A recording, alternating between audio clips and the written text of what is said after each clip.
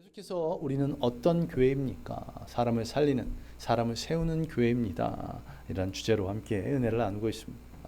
자, 지난주에는 사람을 세우기 위해서 모든 성도가 하나님의 능력을 의지하며 또 지속적으로 돕고 아주 어려운 상황 가운데 있을지라도 서로를 세워주는 그런 교회가 되어야 한다고 말씀을 드렸습니다. 자, 오늘은 사람을 세우는 교회가 되기 위해서 모든 성도가 영적으로 깨어 있어야 하는 그런 교회가 되어야 한다는 주제로 함께 은혜를 나누겠습니다.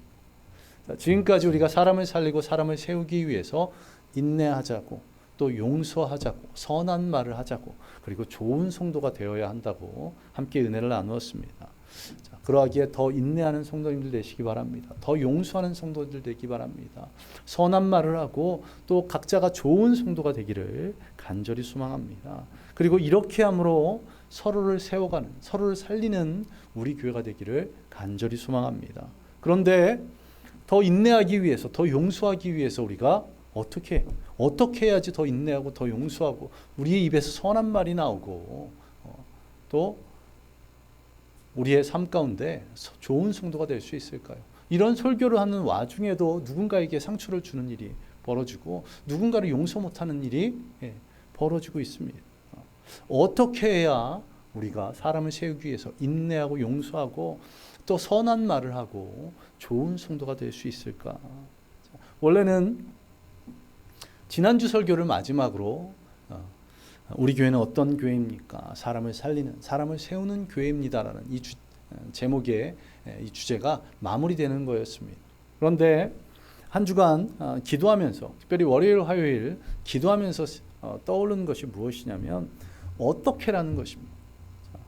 인내하라, 용서하라, 선한 말을 하라, 좋은 성도가 되라. 다들 고개는 끄덕이는데 어떻게 해야 될 수 있겠는가? 이런 말씀이 증거되고 있는 와중에서도 계속해서 서로 인내하지 못하고 용서하지 못하는 선한 말을 하지 않는 그런 모습들이 보여지고 있는데 어떻게 해야 되는가? 그래서 오늘 찬양도 보시면 오늘 주제와는 살짝 맞지 않습니다. 이게 지지난주 토요일 날 한 건데요. 요즘은 보경이가 하기 때문에 반주를 하기 때문에 미리 해줘야 돼서 이게 끝나고 이제 감사, 우리에게 이런 귀한 것들을 주신 하나님께 감사하는 감사를 주제로 저희가 제가 말씀을 전하기 위해서 이 감사 찬양으로 했었습니다. 그런데 저희 마음에 계속 걸리는 것이 어떻게 자, 그리고 기도 가운데 말씀을 보는 가운데 주신 것이 오늘 본문 말씀입니다. 어떻게 우리가 영적으로 깨어 있지 않으면, 영적으로 근신하지 않으면 인내할 수도, 용서할 수도, 선한 말을 할 수도, 좋은 성도가 될 수도 없겠구나라는 그런 말씀을 저에게 주셨습니다.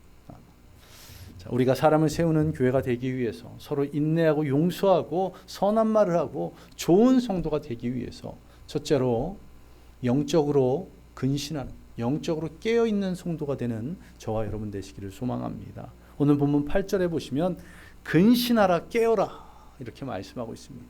그냥 깨어있는 것이 아니라 근신하고 깨어있으라고 말씀하고 있는데 여기서 근신하라는 의미, 이 단어는 분별하라라는 그런 의미를 가지고 있습니다.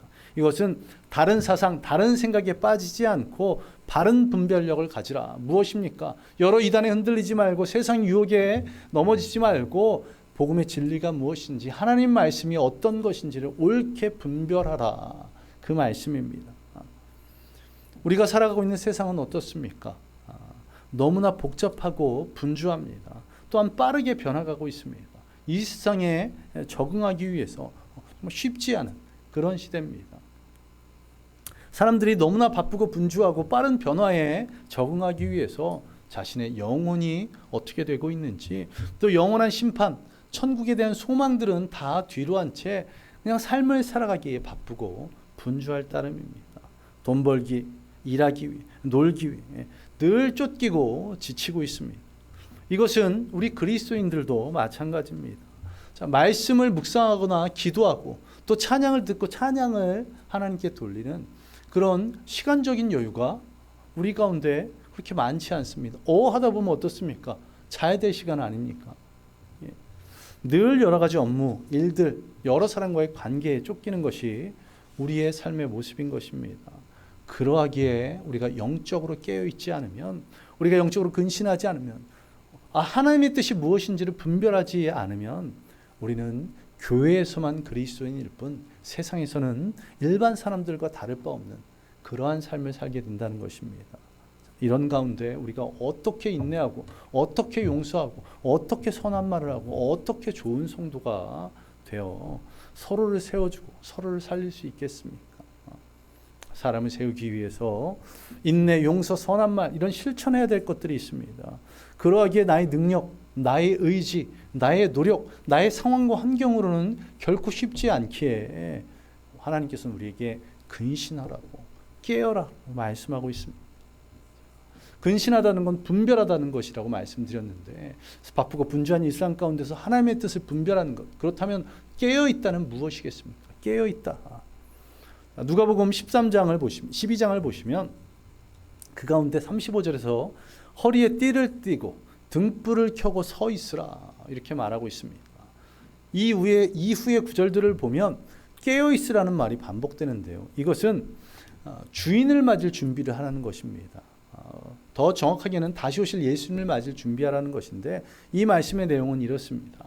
주인이 집을 떠나면서 종들에게 너는 이 일들하고 너는 일들을 해라. 그러면서 깨어 있으라 이렇게 명령합니다.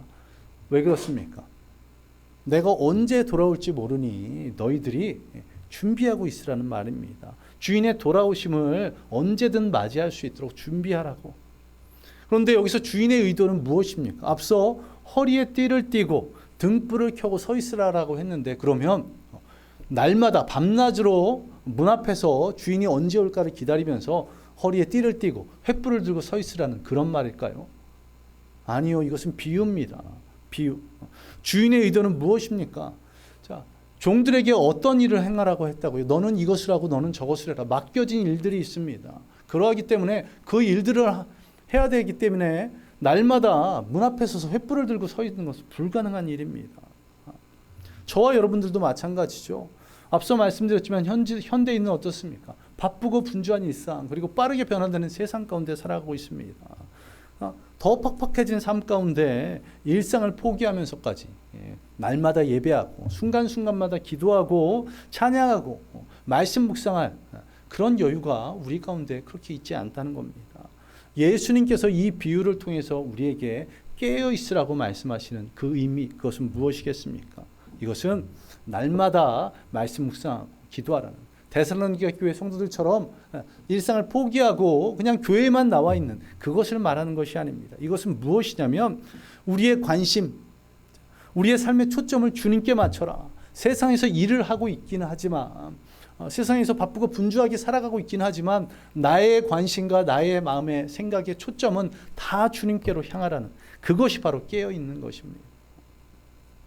가정에서 또 일터에서 학교에서 삶을 살아가는 가운데 주님을 항상 나의 머리에 염두에 두는, 내가 그리스도인이라는 것을 잊지 않는 저와 여러분 되시기 바랍니다. 또한 바쁘고 분주한 일상 가운데서라도 시간을 내어서 말씀과 기도, 이것에 그리고 찬양하는 것에 끈을 놓지 않는 저와 여러분 되시기를 간절히 소망합니다.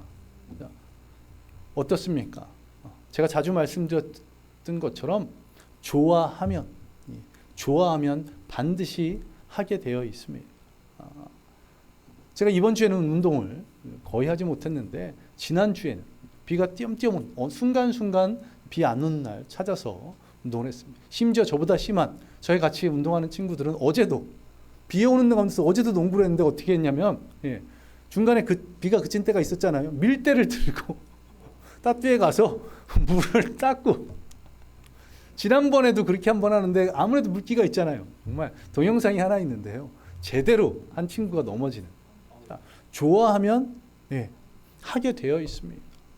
바로 이것이 바로 깨어있는 것입니다. 우리가 예수님을 좋아하는, 예수님을 사랑함으로 그분의 말씀을 듣고자 하는 그런 마음들, 그분과 교제하기 위해서 기도하고자 하는 마음, 그분께 영광 돌리기 위해서 찬양하고자 하는 그런 마음들이 우리 안에 가득한 것, 그것이 바로 깨어있는 것입니다. 우리의 생각, 우리의 마음의 초점이 주님께로 향하기를, 예수님을 사랑하기를, 예수님을 좋아하기를 간절히 소망합니다.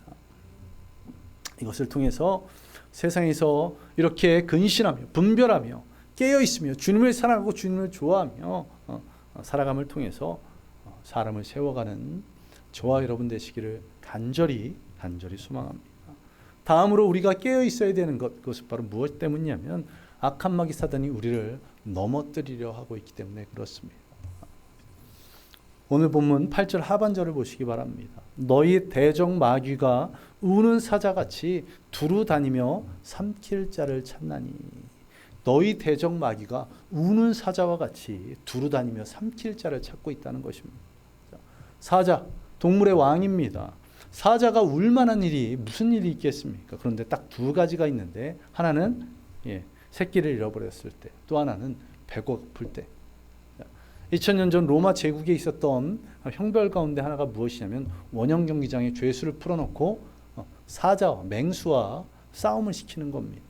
자, 이때 맹수들, 사자를 내보낼 때 어떻게 내보낼까요? 잘 먹여서 너희들이 힘이 세야 되니까 잘 먹여서 내보낼까요? 아니요. 맹수는 배가 부르면 옆에 양들이 지나가도 공격하지 않는답니다. 죄수들을 빠르게 공격하도록 큰 소리로 울부짖으며 죄수들이 겁을 먹어야 되니까 여기서 죄수들이 사자를 죽이게 되면 큰일 아니겠습니까? 그러니까 큰 소리로 울부짖으며 죄수들이 두려워 떨도록 무기를 놓치도록 죄수들이 그렇게 달려가도록 굶주리게 한다는 것입니다. 이러한 일이 사형인 동시에 형벌인 동시에 오락거리이기도 했었습니다. 그리고 이 일들을 많은 초대교회 성도들이 직접 경험했습니다. 많은 초대교회 성도들이 이 원형 경기장에서 순교를 당했습니다. 이 베드로의 편지를 받는 이 성도들, 이들은 이 우는 사자에 대해서 누구보다도 잘 알고 있었을 것입니다.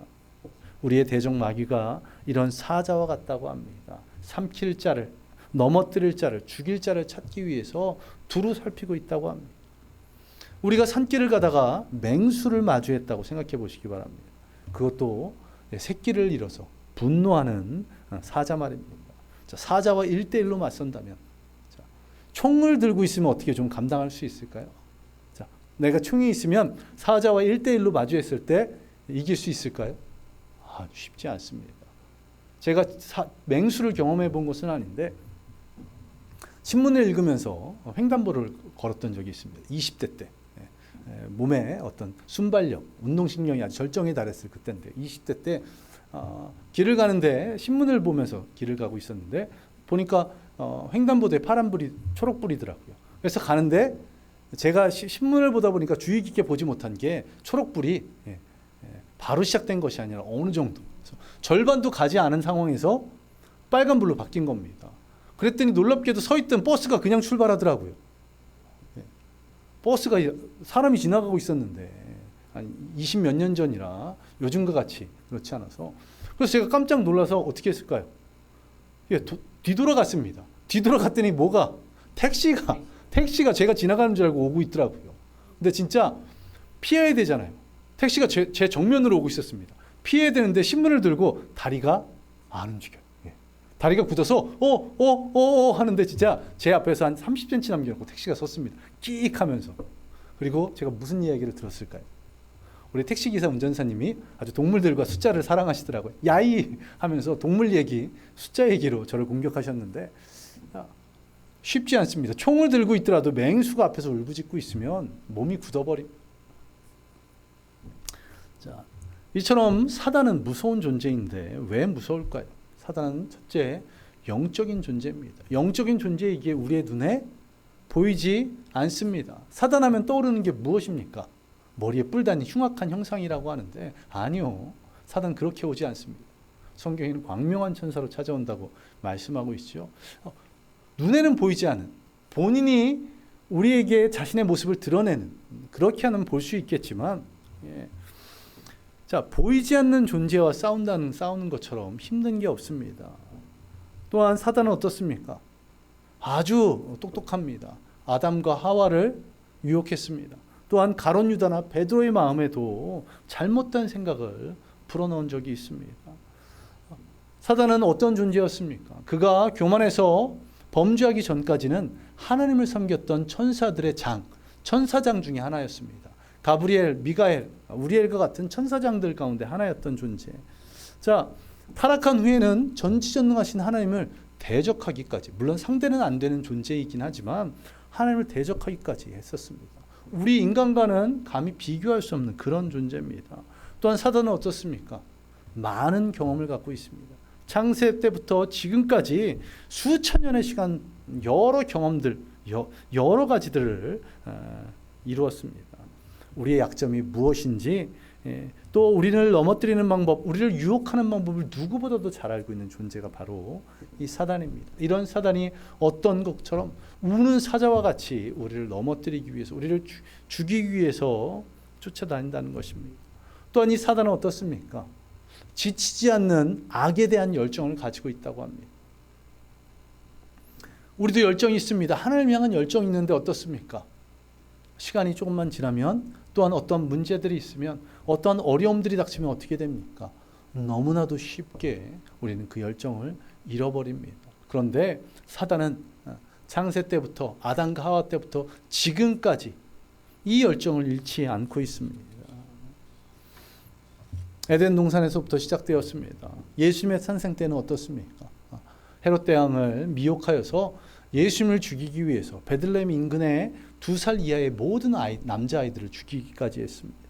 또한 예수님의 가장 측근이라고 할 수 있는 가룟 유다를 유혹해서 예수님을 배반하게 했습니다. 또한 예수님이 십자가에 못 박아 계속해서 공격했습니다.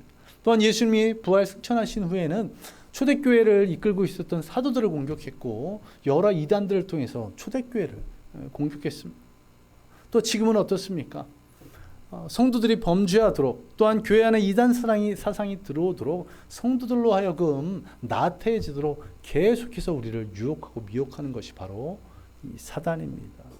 그러하기에 깨어있는 저와 여러분 되시기 바랍니다.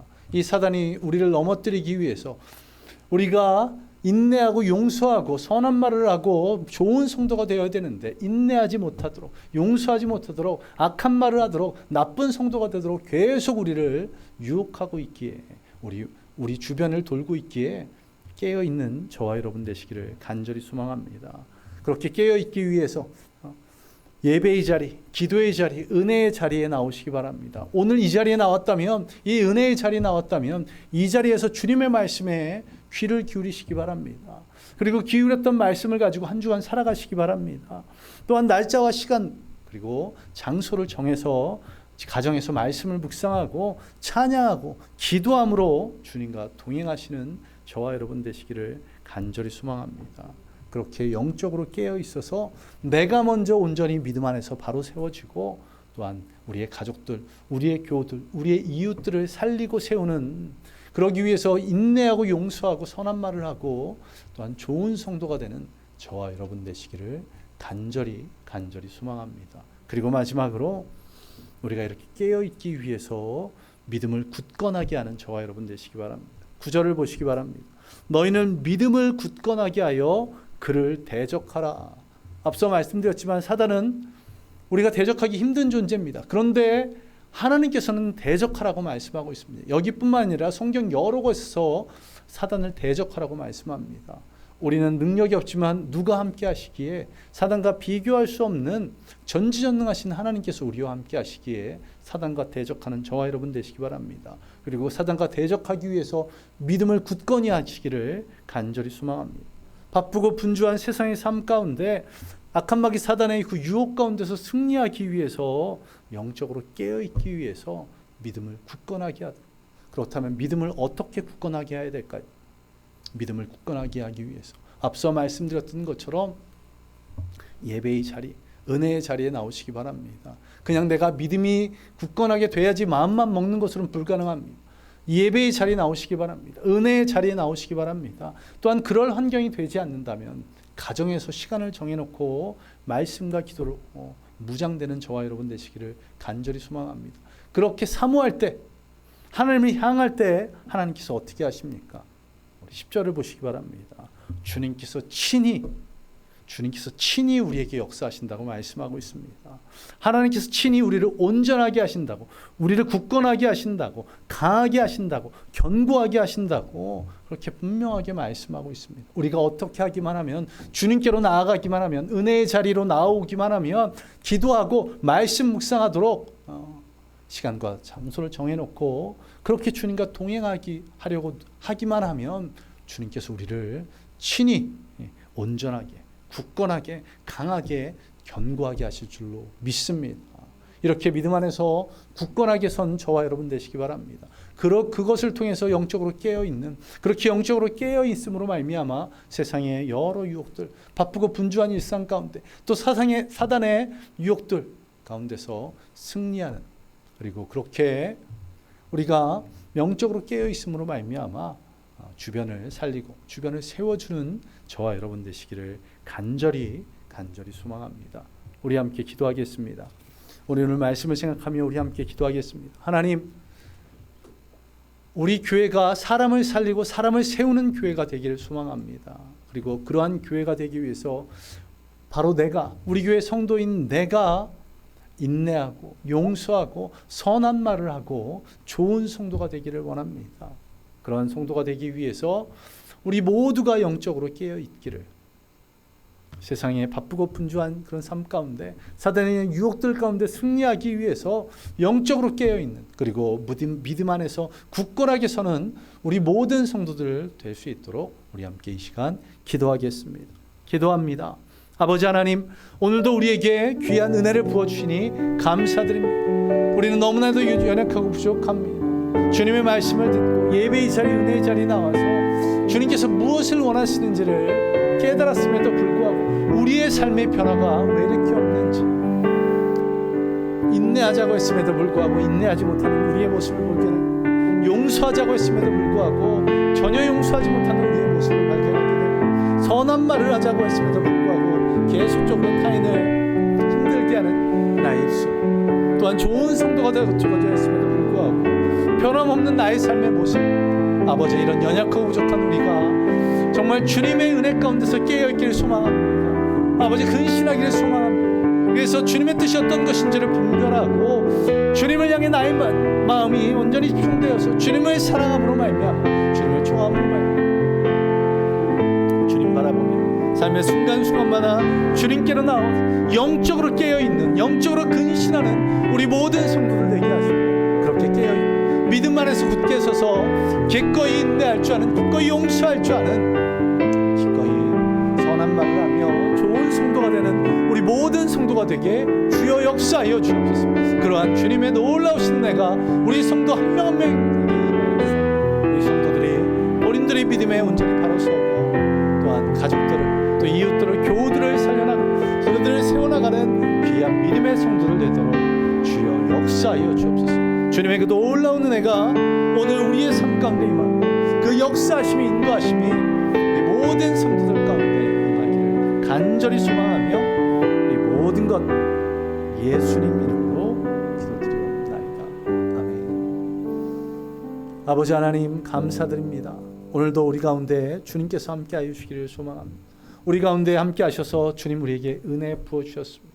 오늘 주님께서 말씀하셨던 것처럼 우리 교회 모든 성도들이 사람을 세우기 위해서, 사람을 살리기 위해서 영적으로 근신한, 영적으로 깨어있는 성도들 되기를 간절히 소망합니다. 우리가 사람을 살리고 사람을 세우기 위해서 인내할 수 있도록, 용서할 수 있도록, 선한 말을 하며 좋은 성도가 되도록 우리가 영적으로 깨어있게 하여 주옵소서. 바쁘고 분주한 일상 가운데서 지쳐 주님과 동행하는 그런 삶을 살지 못하는 우리가 되지 않도록, 또한 악한 마귀 사단의 유혹에 넘어지고 쓰러지는 우리가 되지 않도록 영적으로 근신하며 깨어있게 하시고, 믿음 위에 굳게 서서 우리가 세상 가운데, 사단 가운데 승리하여서 인내하고, 또한 용서하며 선한 말을 하며, 또한 좋은 성도가 되어서 내가 믿음 위에 서고 주변을 살리는, 주변 사람들을 세워나가는 우리 모든 성도들 되도록 주께서 역사하여 주시옵소서. 주님, 준비된 예물 하나님께 드립니다. 그 손길마다 축복하여 주시고, 또한 그 예물 기쁘게 받아주시며 주님의 몸된 교회를 위해서, 또 하나님 나라를 위해서 귀하게 사용하여 주시옵소서. 우리 모든 성도들의 삶 가운데 주님 함께 하시고, 또 한 주간 동안 영적으로 깨어 있기를 소망하며 이 모든 것 예수님 이름으로 기도드렸습니다. 아멘.